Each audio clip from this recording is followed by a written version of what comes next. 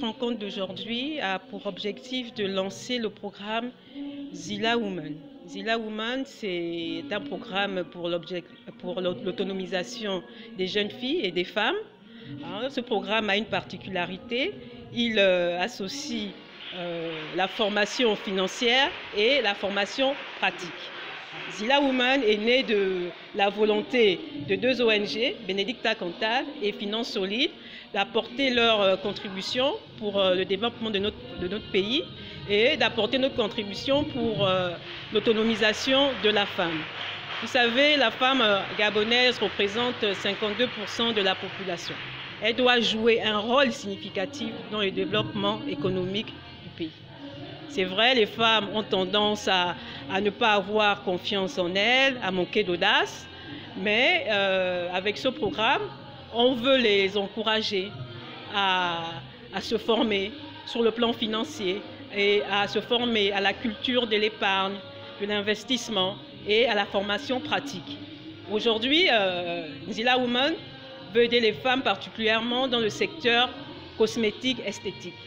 Vous savez que nos pays, les femmes aiment beaucoup la beauté, donc c'est pour ça qu'on a d'abord focalisé notre énergie, on a focalisé notre intelligence sur la formation cosmétique esthétique.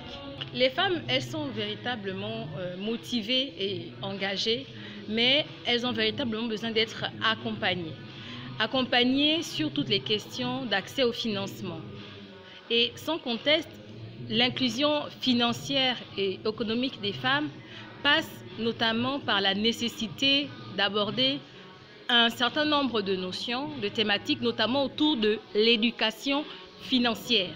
Parce qu'elles ont besoin de savoir qu'encore plus en temps de crise, il est plus qu'indispensable, il est plus que nécessaire de savoir comment multiplier les sources de revenus, comment gérer de façon optimale leurs finances, comment mobiliser des fonds. Parce que des fois, l'idée est là, le projet est là, c'est la première victoire, mais après, il y a la partie accès au financement ou accès au microcrédit business pour pouvoir véritablement mettre en pratique cette motivation qui a été démontrée lors des ateliers, lors des formations qui sont organisées. C'est un combat qui continue, parce qu'il y a des avancées.